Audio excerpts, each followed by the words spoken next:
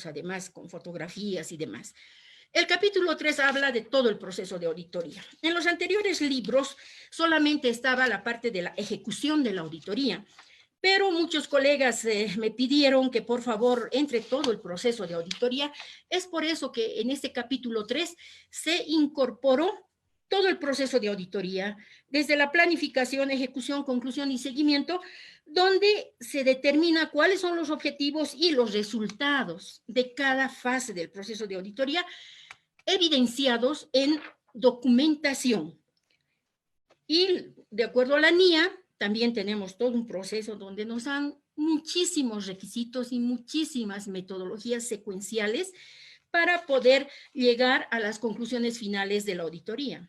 No podemos nosotros hacer un trabajo sin hacer todo ese proceso secuencial, porque ahora se está haciendo en base a riesgos y tenemos que identificar desde el momento de la planificación todos los riesgos que tiene la entidad para planificar adecuadamente el trabajo que vamos a realizar y los procedimientos que vamos a realizar.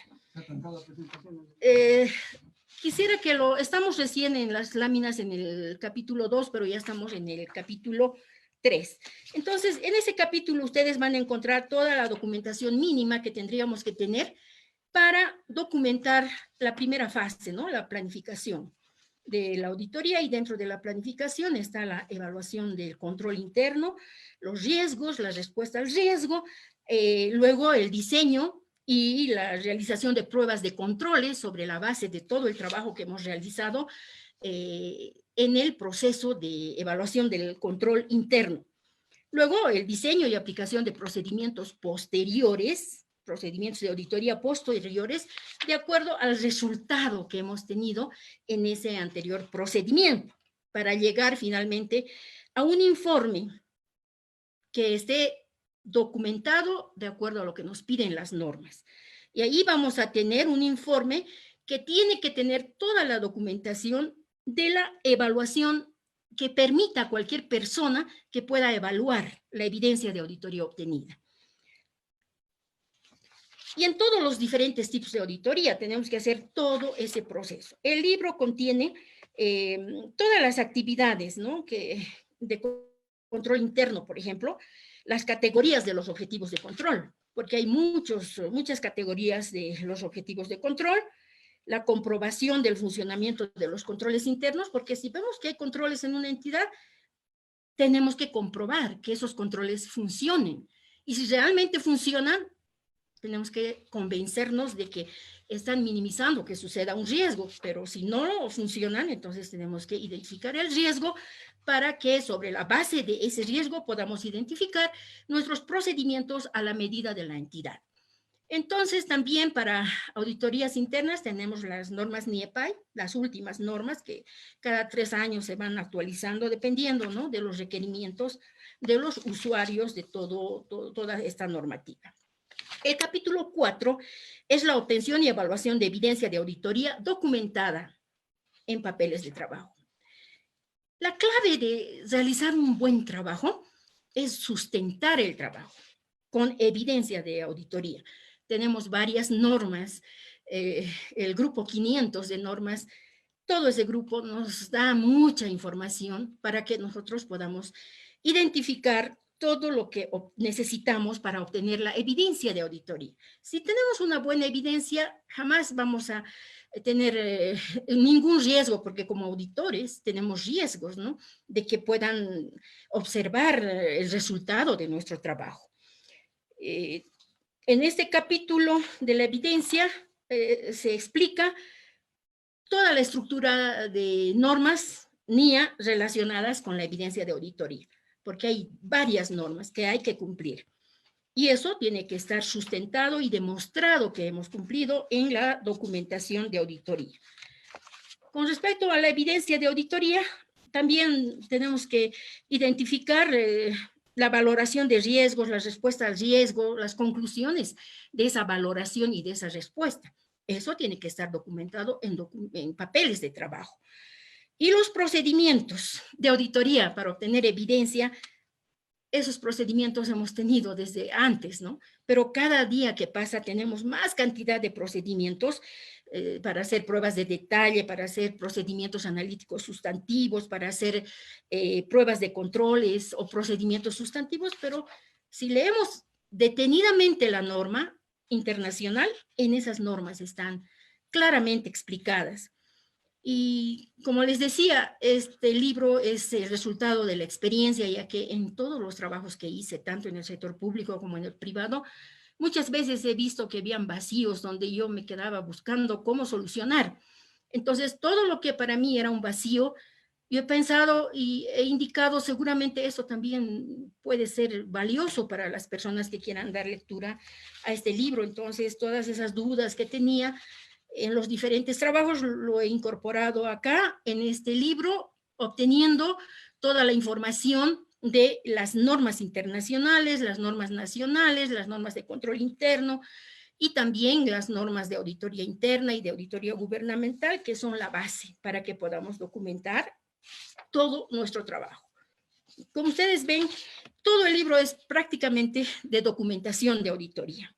En el capítulo 5, ahí están los requerimientos de carácter general que nos pide la norma. También hay requerimientos de carácter específico, ¿no? Que el auditor tiene que conocer.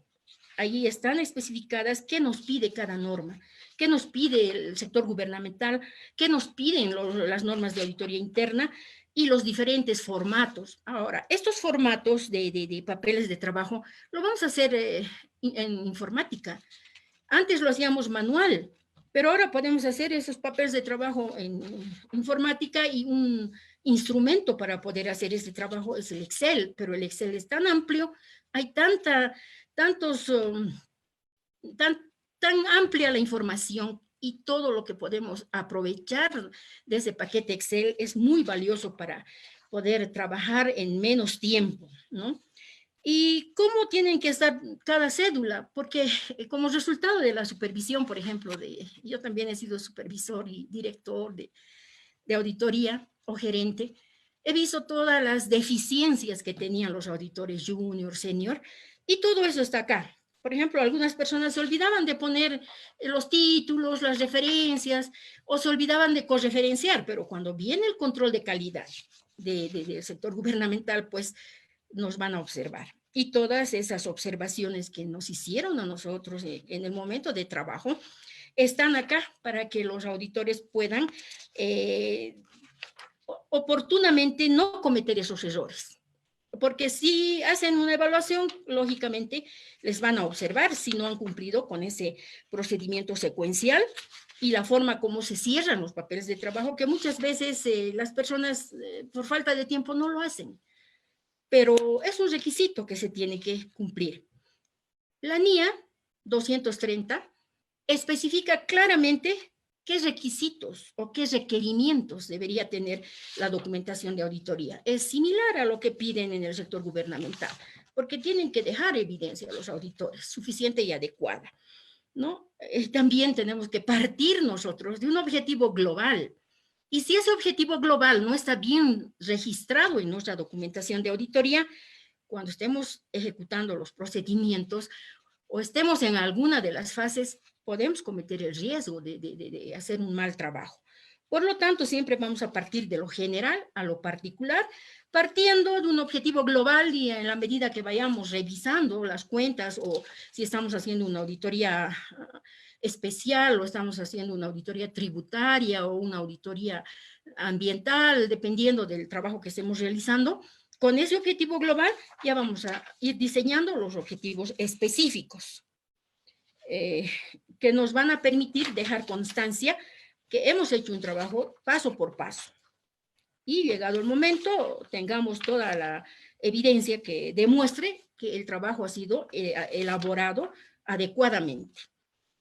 En el otro capítulo, en el 7, por favor, al capítulo 7 podemos irnos.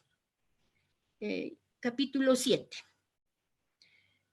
El capítulo 7, un capítulo 7, sí, ahí, perfecto, referenciación y correferenciación de la documentación de auditoría. Acá, tanto en los papeles de trabajo físicos o manuales, como en los electrónicos, tiene que estar referenciado y correferenciado la documentación de auditoría. Ahí tenemos nosotros todos los requisitos que tiene que cumplir un auditor. Cómo tiene que ir abriendo células, porque cédulas, o sea, es como células que se van abriendo, ¿no? Estas cédulas de trabajo tienen que ir encadenadas unas con otras para que el supervisor o la persona que esté revisando pueda identificar la evidencia, porque nuestro objeto es documentar. También ahí tenemos la forma como se van abriendo los papeles de trabajo para diferentes tipos de auditoría especiales o financieros, dependiendo de la entidad donde estemos trabajando.